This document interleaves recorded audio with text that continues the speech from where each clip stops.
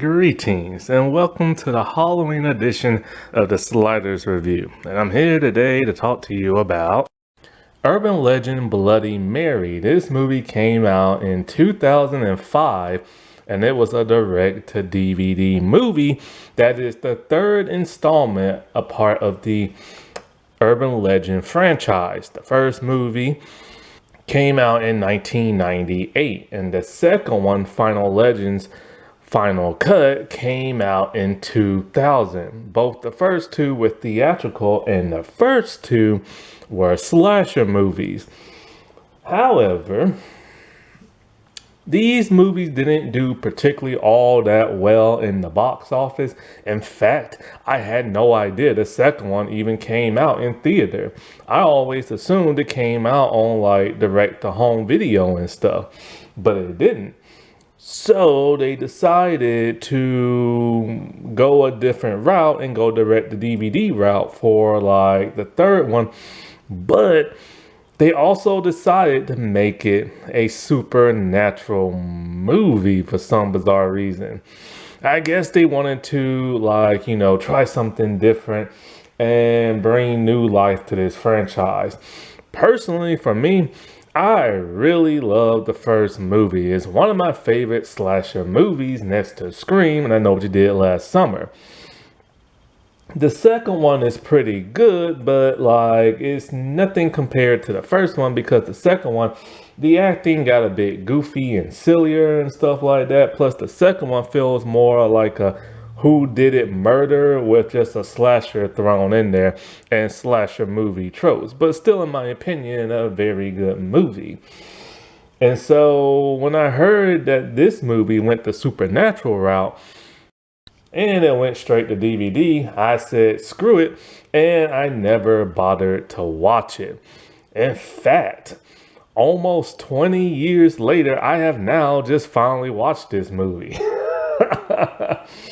I've been kind of curious after a while, could it be that bad? Could it not? You know what I'm saying?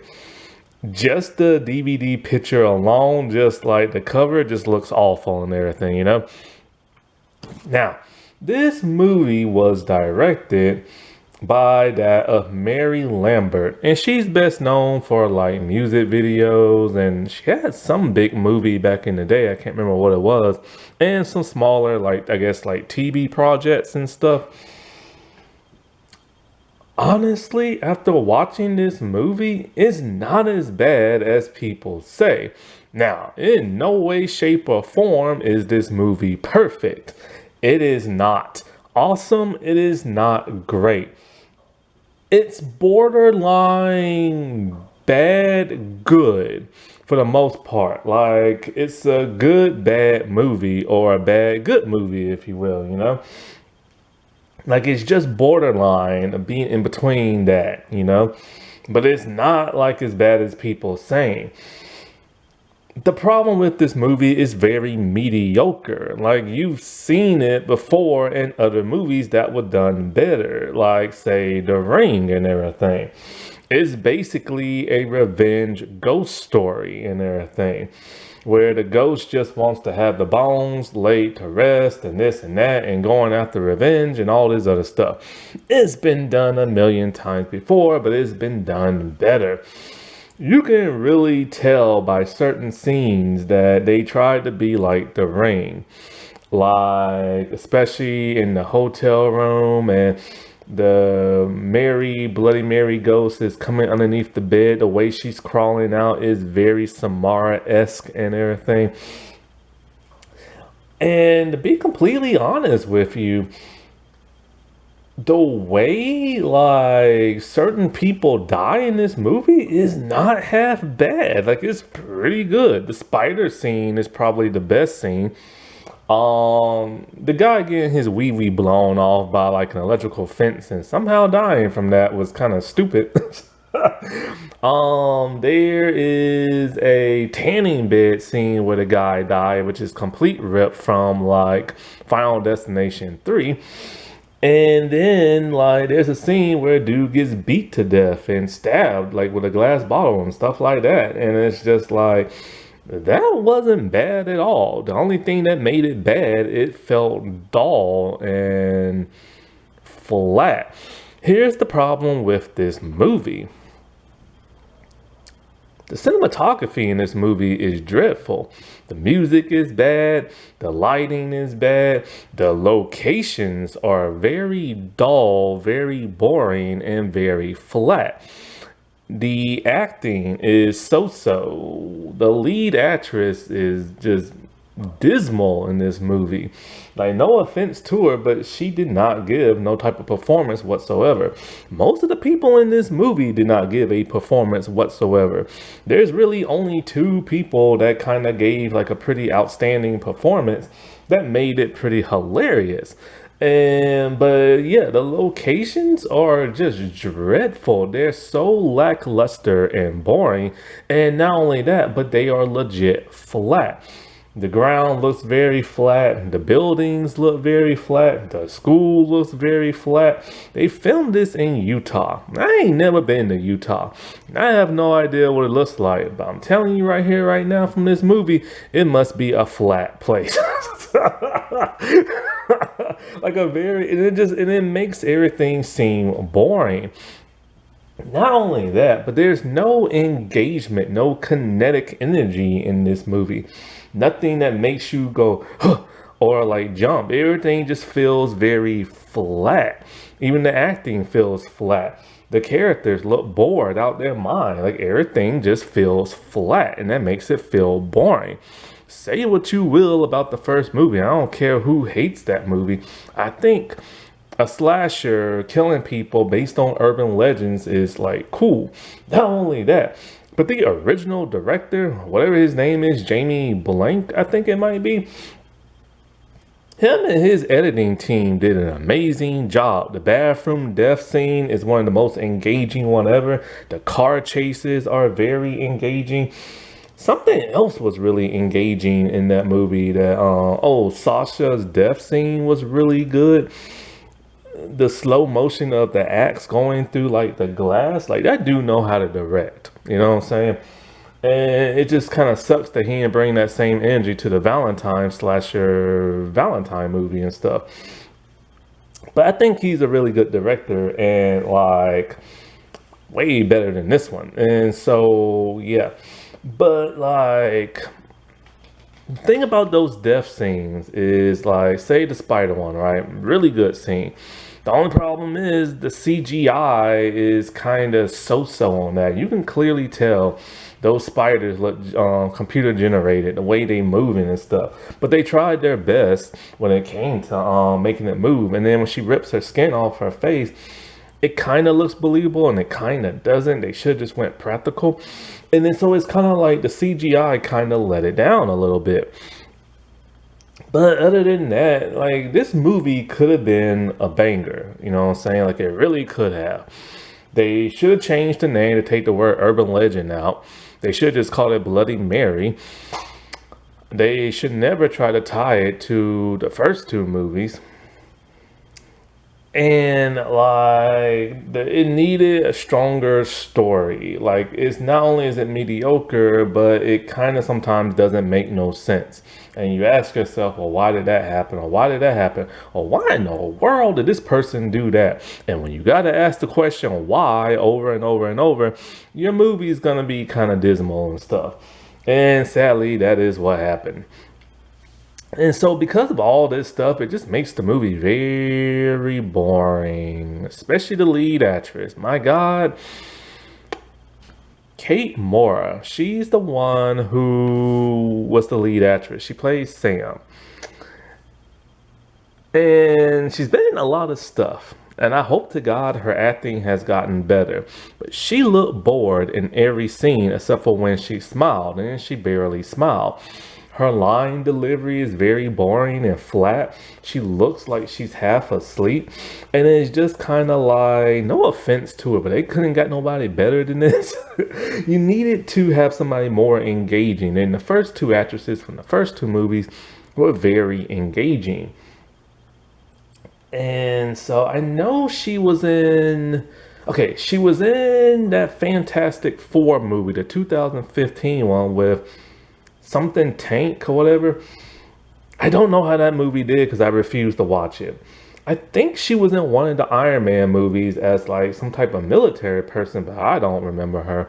Now she was in a mini series called A Teacher, but I couldn't get past the first episode, so I gave up. So I don't know how her acting is. I just hope it's gotten a lot better. Now, when you read about this on Wikipedia, this is more proof that everything on Wikipedia is not true. It says that three girls inadvertently summoned, like, a ghost. It's not three, it was actually only one. It was Sam. Then it said the ghost is getting revenge on, like, the people that hurt her or something like that. That, again, is not true. For some bizarre reason, she's not going after the people who are still alive who did her wrong. She's going after their kids, and their kids just so happen to screw over the Sam character conveniently. Like, why go after the kids and not the adults that are still around? Like, that don't make no sense. Now, technically, she does get revenge on one of the adults, but it clearly says, the ones that did her in, but then it's like, why not just go after the adults? I don't get that. Why go after the kids? And there's an explanation about something happened to her when she was a teen. So I guess she wants to ruin the life of like the kids of like the parents. But she's clearly getting revenge for Sam for some bizarre reason. And the writing is not strong. The writing is not strong. Now, this movie follows the trope of the first two movies, which I give them credit for and much appreciated. See, ever since the first movie, they'll talk about an urban legend that they never show on screen. And the one that they don't show on screen, one of them, there's a couple other ones, but, they always pick one and then they show it in the next movie. And this one does it. In the second urban legend movie, they talk about the person that goes to sleep and they put their hand down so the dog can lick it to let them know everything's all right. And then in the morning, the dog is hung in like the closet, gutted. And then there's a message on the wall saying, what does it say? Something about dogs aren't the only ones that can lick. So they show that in this movie, and it's kind of weird. The ghost girl must have licked that dude's hand and everything. And and also, not only that, I think it does something else that the other movies do, but I can't remember what exactly. But this movie does try to tie in to the first one, making it canon and now making this entire universe supernatural for some bizarre reason. So, as our brother and sister duo is looking about the death of this girl that happened about 30 years ago, they stumble upon a newspaper clipping, and the guy literally says this other campus had like a serial killer on a massacre, and he's all like a copycat murder. But the headline of the newspaper reads Pendleton University, and that's of course is the university from the first movie, and it says that killer was arrested at the school, and that killer is none other than Brenda Bates, one of my favorite slasher reveals. However, this is a false statement. She was never ever arrested at the school. In fact, she got away with it, went to Ashton University, became a nurse, and showed up at the end credits of the second movie in an insane asylum. So it's kind of bad that these people who are writing the third installment couldn't go back to watch the first two movies to make sure they had everything correct. That's just lazy writing in my opinion. Oh, now I remember the other tie-in reference. Foxy Brown. So one of the protagonists tell Grace that she looks like Foxy Brown, because she's a skinny black woman with a huge afro, and all skinny black women with a huge afro must look like Foxy Brown. Now, this, of course, is a tie-in to Reese from the first two movies, a black woman who's a security guard who idolizes that of Foxy Brown. All the references, and they're gonna bring that up. Whatever. So this movie is about like a girl named Mary, and it's set around like 1960s or something like that, and they're at like prom, and she with her two friends, and they're there with like their dates. Mary date is Billy, or Bill, but they call him Willie, and so these guys spiked the punch and spiked the girls like drink, but gave them like one of those like sleeping agents that made them fall asleep. I'm thinking to myself, oh no, they're not gonna like assault those girls, are they? And then we see this other girl, blonde girl, talking about who ever want to sleep with you and blah blah blah. So she's the one who helped set this up. And so the other two girls get taken away, but Mary's able to fight her way out of it and takes off running. Her boyfriend Bill chases after her. She goes up into an attic, and as they struggle, he like punched her and she hit her head on something and died. So freaked out, he stuffed her body in like a trunk. And so like then he left.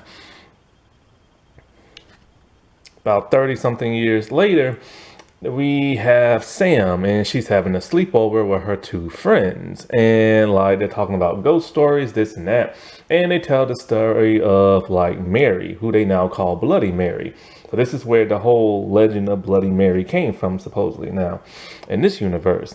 And of course, do the whole thing where they say if you say like her name in the dark 3 times, she will like appear, and this and that. And so her brother Tim comes in and this and that. Her mom is a nice person, and her stepdad is a mayoral candidate and everything. And I think he's up for re-election. So in a way, for whatever reason, Sam decides she's going to say Bloody Mary 3 times. And when she does, one of the worst CGI effects happen. It cuts outside, and then we see Mary just pop out of nowhere, kind of tilt her head towards the screen and try to like grab reach her hand forward, as in she's grabbing like the camera. And I'm all like, why is she outside and why is she reaching like for what? The audience or something like that? It's one of the worst lit CGI scenes I've ever seen, and it is pathetic, very pathetic.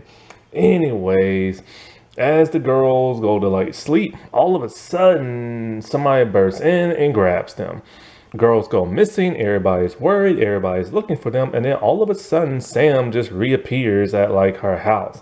And apparently what happened is Sam is part of like the newspaper at her school, and she did this op-ed about these 3 football players.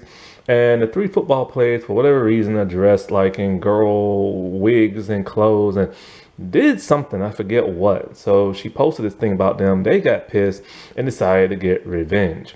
How did they get revenge? Well, this one girl once again set them up, and the boys like spiked their drink or something like that at their home somehow.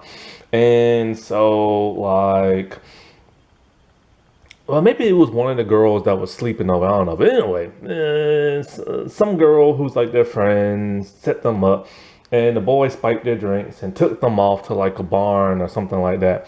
They wasn't assaulted, and they just had to walk back and like, many, many miles away. Similar to what happened 30 years ago. I'll get to that story a little bit later. It's kind of like a tradition prank and everything.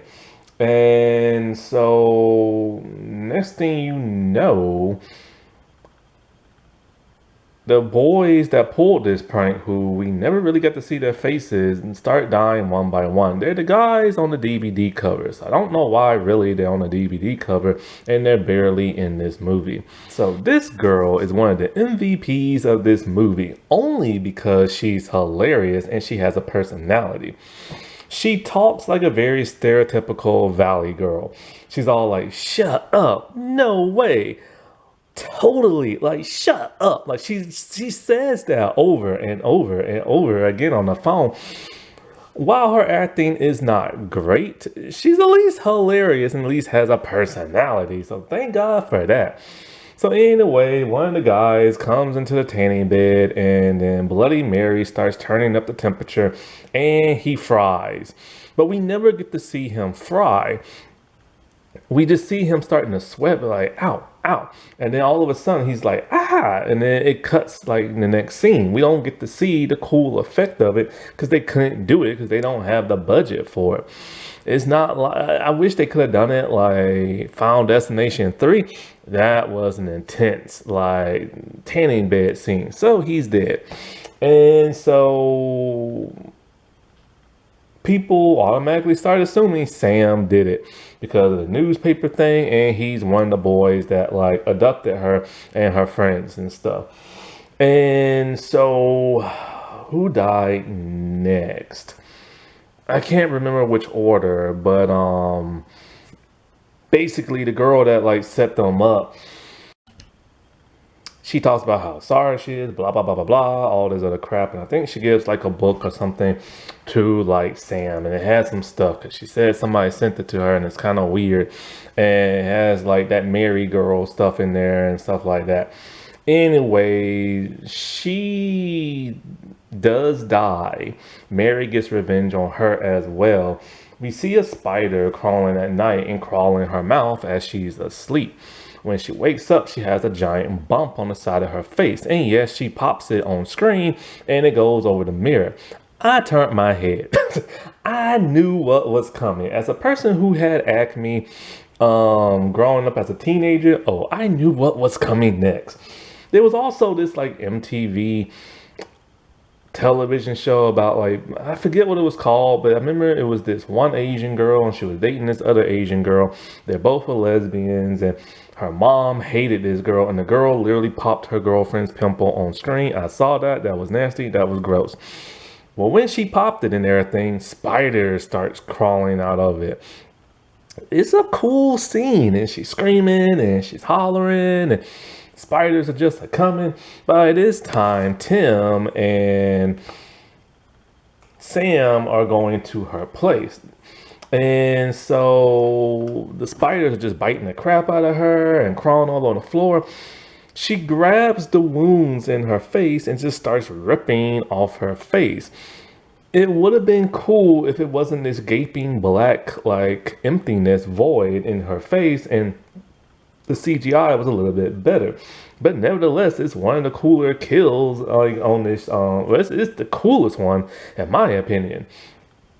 So she's dead, and the brother-sister duo go inside and see what happened. Now, the brother-sister duo, Robert Vito plays Tim. He's a nice guy, and and so they're trying to investigate, like, what the heck happened, all this other crap. Because people are dying from who pulled the prank, and they think Sam might have done it. So there's another boy, and he's outside at night. He's drunk. He's pissing and everything outside, and he's next to an electrical fence. And somehow his pee touched the electrical fence. It like exploded, popped his wee-wee off, and then like he dies when he hits the ground.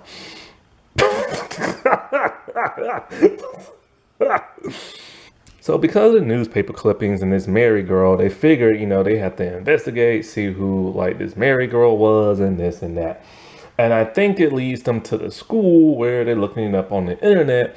And the coach is all like, kids aren't supposed to be here on the weekend, blah, blah, blah, blah, blah, and leave. And his kid is one of the ones who pulled that prank. So he doesn't like Sam. And I don't know when exactly this happens in the movie, but one of his sons ends up dying and he's just hurt by this. He looks on the computer screen to see what they're looking up. And it turns out he was one of the teenagers from back in the day who pulled that prank on like Mary and the others and stuff. This leads them to a woman named Grace, played by Tina Lifford. And Grace was one of the teenage girls that got like spiked and taken away by those boys back in the day. Her younger self has a giant afro, and older Grace has a giant afro. Now she's a hippie and everything, does tarot reading cards, and smokes a lot of weed all throughout the movie. Because, she's black. And black people just have to have afros in the year 2005 and smoke tons of weed and are hippies. Like, oh God. And yes, she's the only black person in the movie. Similar to the first movie where there was only one black person, and in the second movie there was only two. And Hollywood, I swear. Anyways, so she's vaguely telling the story of what happened to her back in the day. And so when the girls got spiked, nothing bad happened to them. The guys just took them out to a field and they had to walk back at night like 40 miles and everything in like the freezing cold. Now she said that like she's one of I think the other two girls, like her, of course Mary's dead and her friend is dead too. So she's the last survivor of that. And one of the boys, I think, is dead, and the girl who set them up is dead. And so there only leaves two guys left, and we know the coach is one of them. And so, like, for some bizarre reason, she has a book in her house about urban legends, and posted all around her house are tons of drawings of urban legends, especially some of the ones from like the first two movies. So she knows exactly what's going on. And she's all like, let me guess, Mary contacted you, didn't she? And Mary also has contacted her. And Mary wants something. So Sam has to figure out what that is and stuff. It's still never explained why the world, what's the name, drew a bunch of urban legends. It just doesn't make no sense. But of course they have to keep the theme of urban legends. And it's just kind of like, whatever. They meet one of the boys. He's upset. He's all like, I'm not going to die like everybody else, and I'm getting the heck out of Dodge. And he took his dog with him to a hotel. And so, like, when he's in the hotel, he nearly gets crushed by the vending machine. He's trying to watch porn on, like, one of those channels you can kind of get and kind of can't. And you can kind of make out what it is, and you kind of can't. The good old days. And so, of course, he's eating chips and he lets his dog lick his hand and nearly got crushed, came back, put his hand down, got licked. We don't see who's licking it. Wakes up in the morning, see his dog is gutted and dead, and that message from Mary licking his hand. Then they try to pull a ring with the whole television thing, but they don't have the budget to have her come out the TV, so they have her crawl from underneath the bed. She beats the living snot out of the boy, busts a bottle over his head. He was drinking alcohol that had a finger in it. It's one of the boys that died. I think the one who got his wee-wee blown off. His finger must have got blown off too. And she starts stabbing him. Very, very low budgeted college film slasher style, where you like position yourself on top of somebody, you raise your hand up and you keep going in the same motion over and over and over in a very cheap, uninteresting kind of way. I think he might have been like the son of the coach, and so the coach is like heartbroken, blah blah blah. One of the worst things I forgot about this movie is what I call the wiggle dance. So every time Mary has like a flashback that she gives Sam, the camera flashes, it cuts to a different scene. It's Mary staring directly into the camera with her hands out, wiggling her fingers and kind of waving her body around, doing kind of like a wiggle dance. This is to make it look spooky, I guess. It's one of the lamest things in the freaking movie, and I would never have nobody do this if I was directing. I can excuse bad acting sometimes. I can excuse bad CGI sometimes. I can even excuse like boring scenery and everything, but I cannot excuse the wiggle dance when it comes to a demonic like presents trying to be all spooky. Like it just takes you out the entire movie when you see it, and you can't help but laugh and be like, what the heck? So, like, Sam keeps having visions from Mary and she sees what happened to her. Mary was still alive when she hit her head and got placed in the trunk, but the guy didn't know it. So she walked up in the trunk trying to get out, but couldn't and suffocated. So she wants her bones laid to rest. So Sam figured out it must be one place that they are, and well, first she goes to like what's her name, hippie girl, Grace. Grace doesn't want to help out, but decides she's going to help. And Grace doesn't want to give the names of the three boys because she's scared and everything. But why would she be scared? And so it starts to, come together when she starts to think about it. So, anyways, they go to the school and they're looking out for the coach because they worry he might kill them or something like that. And so while at the school, they get like what's his name? Sam gets attacked by some guy who's dressed like the coach, but you can't see his face. So that's too obvious it's not him. And so she goes and gets the bones and she just carries them in her hands and she falls and she picks them up and it's gross. However, Tim, he started to figure out who the three guys were because he did more investigation and he was shocked to find out who one of the guys was.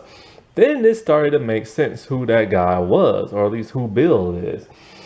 So all of a sudden, somebody puts a bag over his head, suffocates him. And I'm thinking, they're not going to kill him, are they? Well, as Sam is driving with Grace and everything to go bury the bones in the empty grave, she gets a phone call by her stepdad wanting to know what's going on because Sam can't reach her brother and all this other stuff. And so she tells the stepdad where she's at. So he shows up in a matter of minutes or seconds and everything. And he's going to help dig the grave so she can put the bones back and everything. And he starts asking her a bunch of questions. But by this time, Grace already got attacked in the car. But we don't know by who. I wonder who it could be. It was pretty freaking obvious. Grace is too terrified to say who it is because it must be a very important person. Somebody attacked him, I think maybe inside his own home. And then the stepdad just happens to show up as soon as she tells when Sam tells the stepdad, where she's at. It's the stepdad. He's actually Bill, aka Willie and everything. And so he informs her that he killed her brother and everything. I'm all like, why? Well, of course, he found out and everything. That's why he killed him, to kill up loose ends. But the thing is, Sam had no idea that, Bill, her stepfather, is, the one who killed Mary. And that's why Grace never went to the police, because the dude's a former mayor who's up for re-election and everything. And so, but seriously though, her mom didn't know, Sam didn't know, so he didn't have to kill Sam and everything. He could have just pinned this all on Grace, but like I said before, bad writing. And so, he hit Sam in the head with the shovel, and next thing you know, Mary comes out, her spirit comes up, and all of a sudden, Mary no longer looks demonic. Now she just looks normal with a nice dress. And somehow she kills, Bill with some green, weird effects, smoke, crap. God, this movie's so low budgeted. And so Grace and Sam wake up, and I think they spent the night in the graveyard, and the police are there, and they don't tell the police exactly what happened because nobody will believe them. And, Mary's soul has now been laid to rest and everything. And the thing about Mary is that she was never evil. She just got revenge on people who did bad stuff. But it's just ironic she happened to get revenge on the people who kidnapped, Sam and her two friends, and like they just happen to be related to the same exact people who pulled the exact same prank on them 30 years ago. Oh God, is that some bad writing? Like I said before, man, the writing should have been like stronger. If it was stronger and wasn't trying to copy so many other movies, it could have been a banger. Now, one thing that's odd is how did Bill know that Tim found out it was him? Tim never told him, and I don't understand. Maybe the coach, when he saw what was on the computer, he called up the mayor and everything. It was all like, hey, somebody found out. But the thing is, the coach didn't know that Bill killed Mary and everything. I mean, they probably said Mary is supposedly missing. Nobody knows where her body is. And so it's kind of like because when Bill was about to leave, one of his friends showed up and they all like, "Where's Mary?" He's like, "Oh, she just ran off and everything." So everybody just assumed she went missing. Nobody knew somebody actually killed her and stuff because there was never a body. So I don't get it. That don't make no sense. But like, yeah. And not only that, but why didn't Mary kill the coach? He was part of that prank and everything. Like, God, the writing, the writing's not good. The writing's not very good. Certain situations are cool, certain deaths are cool, and but it's very cliche and very mediocre. Like I said before, you've seen this story a million times. Something bad happens to somebody, they become a ghost, they get revenge, and they want their bones like laid to rest and everything. It's happened a million times, so they could have been more creative, in my opinion. Like, take Netflix Fear Street, the original trilogy. Now, that was different. That was creative. Yes, it's a dead person's ghost that wants revenge, but my God, that was original. Now, the producer of the first movie said that he wants to make an Urban Legend 4. And the original actress, whose character is still alive, Alicia Witt, says she wants to return. Now, she posted something, I think on Instagram or at least social media, where she held up a hat and said she's working on a special project that she can't say what it is. And something else she posted, I forgot what. And I got the hint this could be horror movie or slasher related. Hopefully, it's that fourth urban legend movie and they go back to basics. Now, wasn't that spooky? Alright, well, I shall talk to y'all later. Bye.